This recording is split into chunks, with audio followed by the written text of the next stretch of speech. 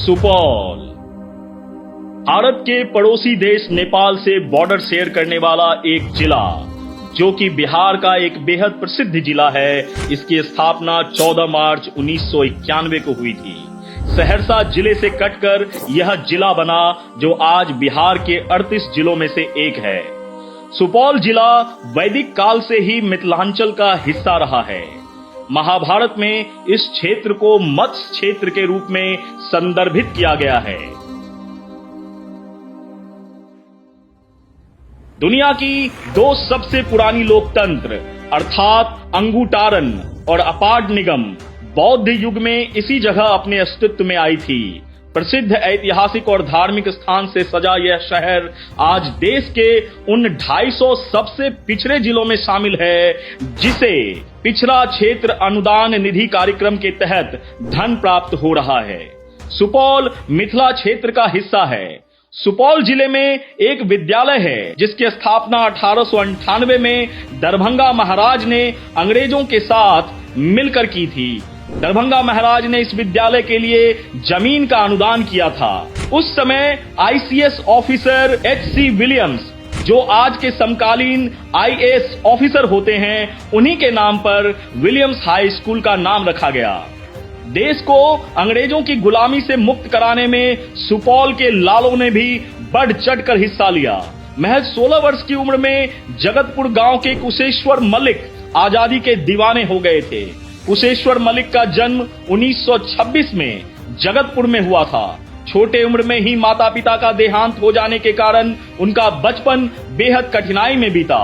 उन्होंने भारत मां को गुलामी की जंजीर से मुक्त कराने के लिए बेहद महत्वपूर्ण भूमिका निभाई।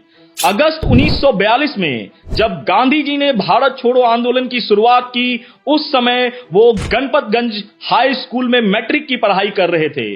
वो मात्र 16 वर्ष की आयु में गांधी जी के आह्वान पर स्वतंत्रता संग्राम में कूद पड़े। युवा जोश में करेंगे या मरेंगे का नारा लगाते हुए उन्होंने क्षेत्र के अग्रणी स्वतंत्रता सेनानी अच्युतानंद झा, जयराम मिश्र और कुलानंद मलिक जैसे अपने कुछ अन्य साथियों के साथ सुपौल डाकघर पहुंच गए।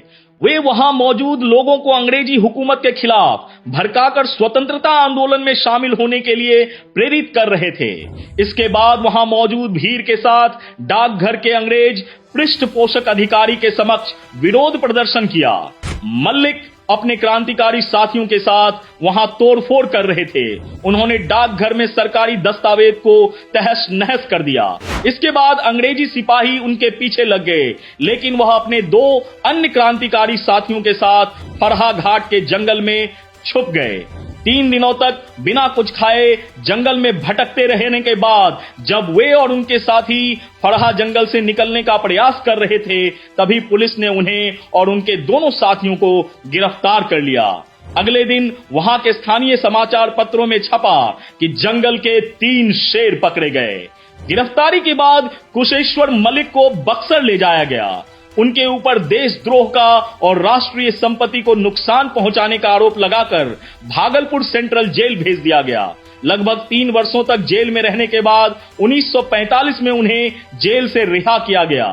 इसके अलावा राजनीति परिवेश में भी बहुत सारे महान शहीद जैसे रणधीर वर्मा आदि व्यक्ति हुए जो सुपौल से ताल्लुक रखते हैं। महात्मा गांधी जी भी 1934 के भूकंप में जगतपुर गांव में आजादी के दीवानों को एकजुट करने के लिए आए हुए थे। नेपाल की एक ऐतिहासिक शहर राजविराज, जहां 8वीं शताब्दी का प्रसिद्ध राजदेवी मंदिर है और यह छिन्न मस्तिका शक्तिपीठ के करीब है, इसमें सुपौल की संस्कृति की झलक देखने को मिलती है। यह कुनौली सीमा से कुछ ही दूरी पर स्थित है।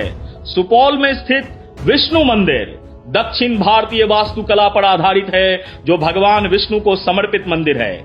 यह जिले का एक प्रमुख पर्यटन स्थल बन गया है। यह क्षेत्र की मिथिला संस्कृति में दक्षिण भारतीय सार को जोड़ता है। यह मंदिर राष्ट्रीय राजमार्ग 106 पर स्थित है। प्रमुख शिव मंदिरों में से एक बाबा कपिलेश्वर महादेव का मंदिर गढ़ बरुआरी में स्थित है। कपिलेश्वर महादेव मंदिर में भक्तों के बीच विशेष महिमा देखने को मिलती है। गढ़बरुआरी निवासी पंडित कृष्णदेव झा द्वारा लिखित पुस्तक में मंदिर की स्थापना की तिथि 1024 ईसा पूर्व बताई जाती है। पंडित कृष्णदेव झा ने मंदिर की स्थापना तिथि के संबंध में अपना तर्क यहाँ मिले अवशेषों को आधार बनाकर किया है। कहा जाता है कि कपिलेश्वर महादेव मंदिर का यह स्थल अति प्राचीन है और प्राचीन काल में हरिद्रा नदी के किनारे एक पहाड़ी पर स्थित यह मंदिर हुआ करता था, जहां कपिल मुनि ने तपस्या की थी। ऐसा भी माना जाता है कि मंदिर का नाम कपिल मुनि के नाम पर ही पड़ा। कालांतर में इस मंदिर का विकास राजा महाराजाओं के द्वारा लगातार किया गया। मंदिर परिसर की भौगोलिक और अन्य संरचनाओं को इतिहासकारों ने भी माना है।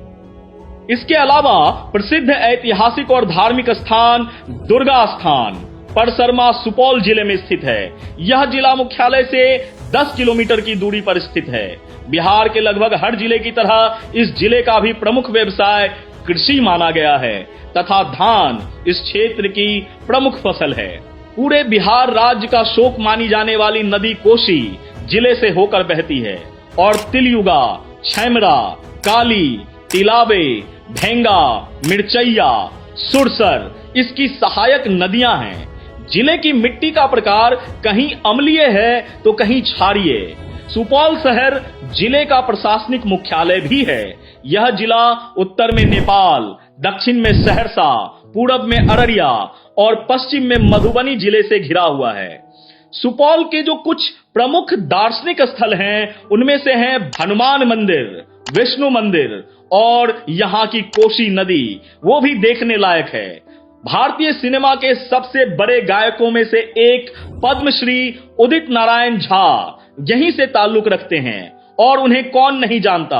उनका जन्म और पालन पोषण यहीं सुपौल में हुआ।